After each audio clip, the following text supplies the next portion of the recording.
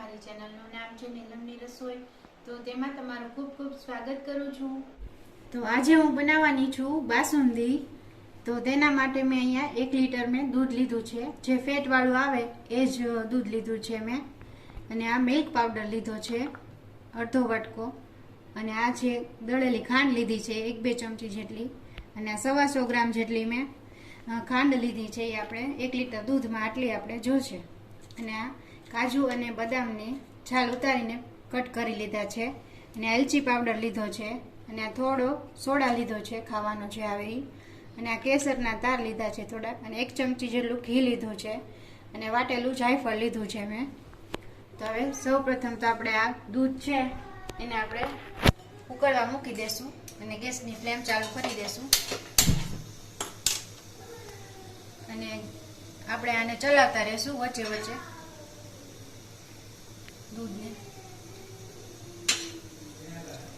ઉકળવા દેવાનું છે। આપણે આને નીચે બેસે નહીં એના માટે આપણે ચલાવતા રહેશું એને।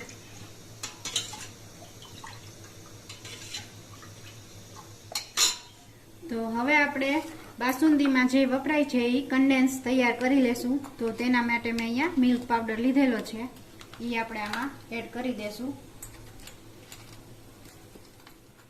તો હવે આપણે મિલ્ક પાવડર નાખ્યો છે, અને આ જે દળેલી ખાંડ લીધી છે 2 ચમચી જેટલી એ આપણે એડ કરશું, અને આ સોડા લીધો છે એ આપણે એડ કરી દઈશું, અને આ ઘી લીધું છે 1 ચમચી જેટલું,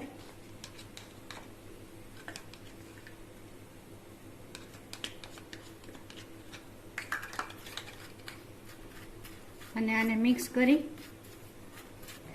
અને આ થોડુંક હુંફાળું આપણે પાણી લીધું છે એ થોડુંક મિક્સ કરી દેશું, અને આપણે આ રીતે તૈયાર કરી લેશું, અને ચલાવી લેશું આને।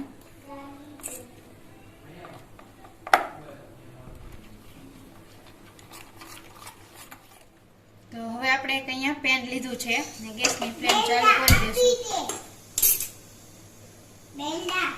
અને આપણે આ કન્ડેન્સ બનાવ્યું છે એ આપણે આમાં એડ કરી દેશું,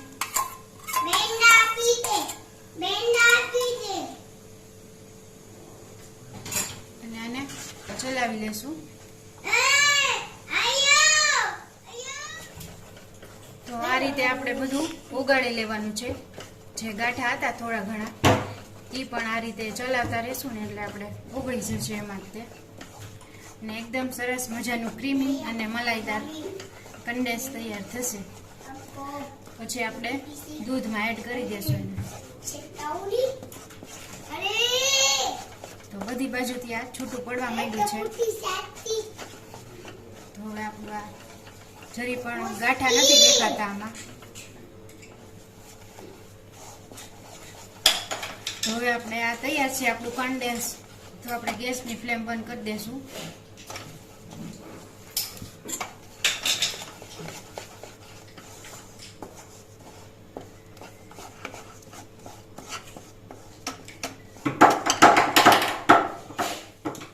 હવે આપણું દૂધ પણ સરસ રીતે ઉકળે છે, ઉફાળો આવી ગયો છે, અને ધીમા ગેસે હજી આપણે ઉકળવા દઈશું એને।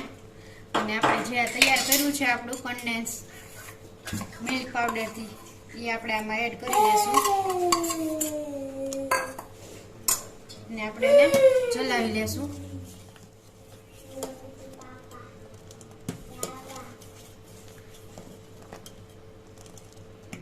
સરસ આપણે મિક્સ કરી લેશું એને।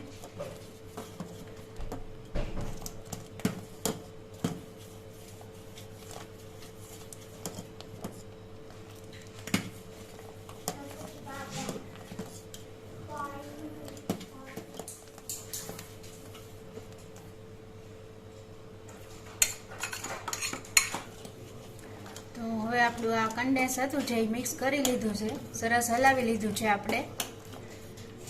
તો હવે આપણે જે આ ખાંડ લીધી હતી એ ખાંડ એડ કરી દઈશું, અને ચલાવી લેશું એને. અને આપણે જે કેસરના તાર લીધા હતા એ આપણે ગરમ દૂધમાં પલાળી દીધા હતા, એટલે હવે એ એડ કરી દેશું. એટલે એકદમ સરસ મજાનો કલર આવી જશે આપણે બાસુંદીનો, અને ફ્લેવર પણ સરસ આવશે એનાથી, અને સ્વાદ સરસ.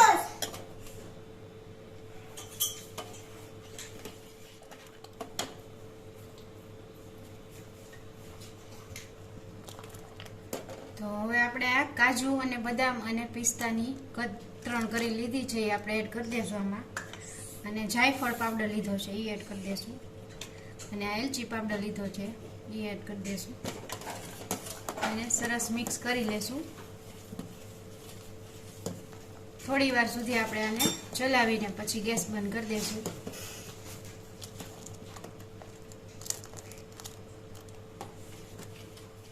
તો હવે આપણે આ બાસુંદી ઉકળીને તૈયાર થઈ ગઈ છે.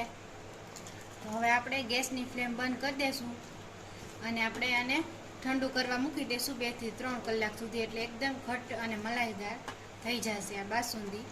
પછી આપણે સર્વ કરી લઈશું એને.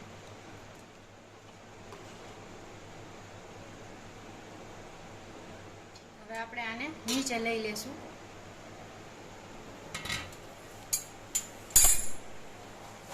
આ ઠંડુ થશે એટલે એકદમ સરસ મજાનું ઘટ્ટ થઈ જશે.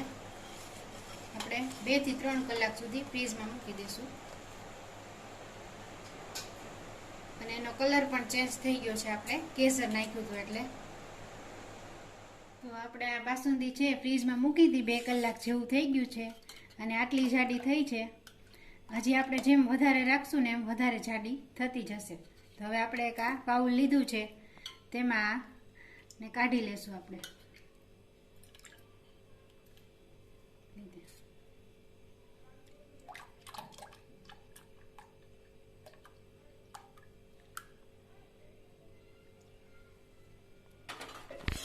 એકદમ સરસ મજાનું ઘાટું થઈ ગયું છે. તો હવે આપણે આ બદામ કાપેલી છે એ આપણે ઉપરથી એડ કરી દેશું. ઘરની સામગ્રીમાંથી જ બનતી આ બાસુંદી તૈયાર છે આપણી. આ